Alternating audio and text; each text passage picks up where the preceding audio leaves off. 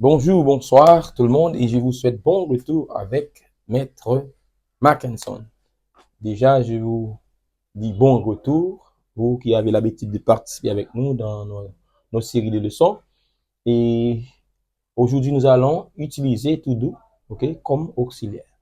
Comment utiliser le verbe to do en anglais comme auxiliaire.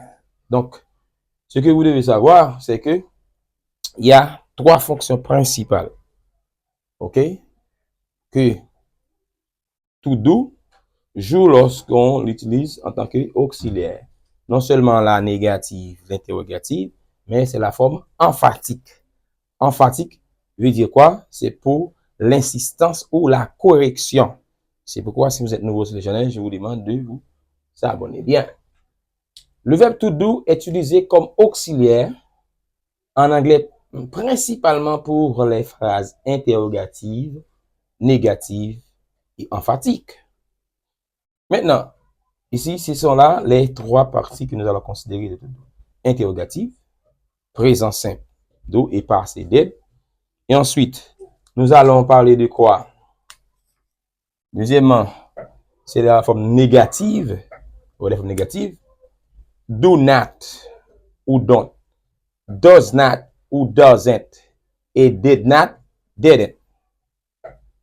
Et enfin, emphatique pour insistance ou la correction. OK? Interrogative, donc, c'est facile pour l'interrogative. On a un exemple. Do you like coffee? Do you like coffee? Aimez-vous le café? OK? Pour l'interrogation. Donc, si on veut former l'interrogation, surtout si le verbe n'est pas un verbe, en fait, auxiliaire, comme to have, to be, ou un verbe, en fait, défectif. Donc, on doit faire appel à do pour former l'interrogation. Et ici, pour le passé, did she go to the park? Est-elle allée au parc? Donc, c'est ça pour l'interrogation. Maintenant, pour la négation, comment est-ce que ça fonctionne? Pour la négation, regardez bien. I don't like fish. I don't, mais pour do not. I don't like, c'est la contraction. I don't like fish.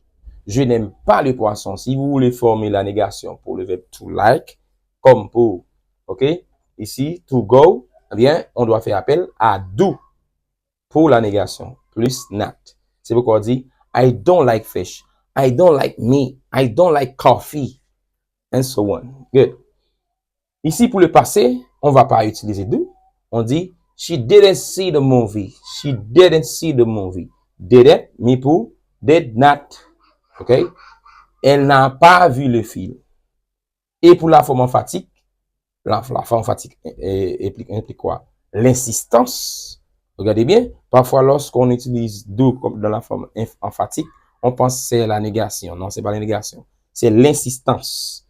Par exemple, si je dis cette phrase pour dire I do love chocolate. I do love chocolate, c'est pour parler de l'insistance. J'aime vraiment le chocolat.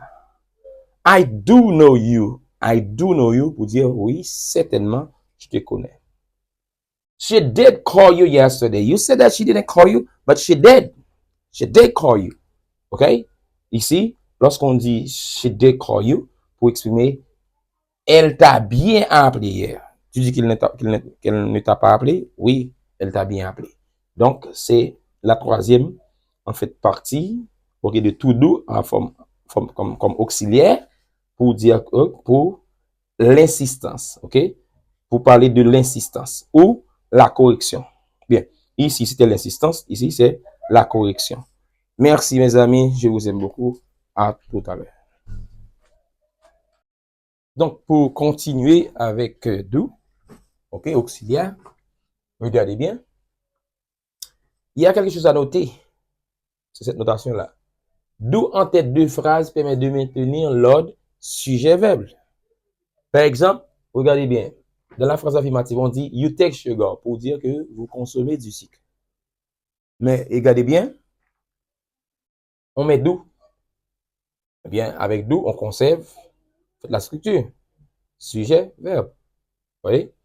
C'est pourquoi on dit dans la question, do you take sugar? À chaque fois qu'on utilise do, eh bien, on conserve toujours. You speak English. Do you speak English?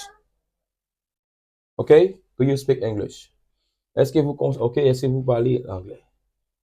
Eh bien, regardez bien, nous avons le même phénomène en français avec est-ce que. C'est toujours la même chose avec est-ce que. Parfois, on veut dire, au lieu de dire est-ce que, OK? On veut dire est-ce que vous consommez du sucre, n'est-ce pas? Ou consommez-vous du sucre? Mais c'est plus courant de dire, OK? Est-ce que vous consommez du sucre? Donc, c'est plus facile à construire que consommez-vous du sucre. C'est plus facile parce qu'on utilise est-ce que. Mais c'est la même tournure en anglais. Donc, lorsqu'on veut utiliser do, on conserve la forme, n'est-ce pas?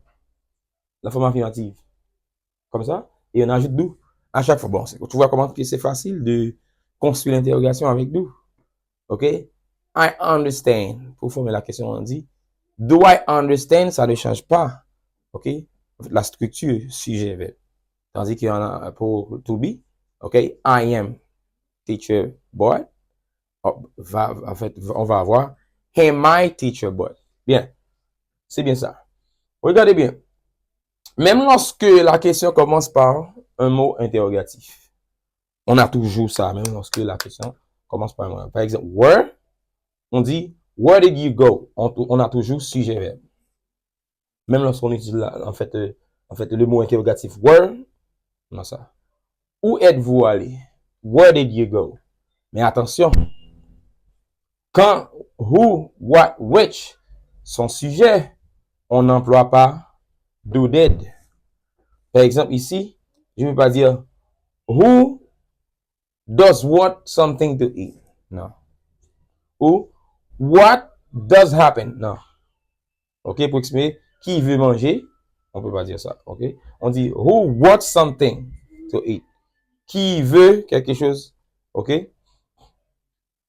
Qui veut manger quelque chose. Ici, lorsqu'on dit what happened, que s'est-il passé? Remarque, nous allons analyser cette phrase-là. Parce qu'on dit, lorsqu'on a who, what, which, on n'utilise pas do. Mais ici, on a where, qui est un mot interrogatif. Eh bien, ça n'empêche pas d'utiliser did. Regardez, nous allons analyser cette phrase. À quoi sert do dans where did you go? Do signale que le sujet you a réalisé go. Yeah. So, he did go. He did go. Ouais. Regardez bien. Where did you go? Peut se comprendre comme you did go, but where? C'est pourquoi on dit where did you go? Non, en fait, le mot interrogatif a sa place ici parce que, regardez bien, on sait que you go, okay? Like, on peut dire you went or you did go, but where? C'est pourquoi ici, malgré qu'on a, ok, premièrement, malgré qu'on a le mot interrogatif, on conserve toujours cette structure, mais ça n'empêche pas, quoi qu'on ait where, ici, on utilise did, qui est différent de who, lorsque c'est sujet. Donc, en fait, j'espère que vous allez bien, ok, pouvoir maîtriser, en fait, ce genre de questions, afin de bien pouvoir, ok, poser des questions avec nous, en tant qu'auxiliaire. Au revoir, on se verra dans une autre vidéo.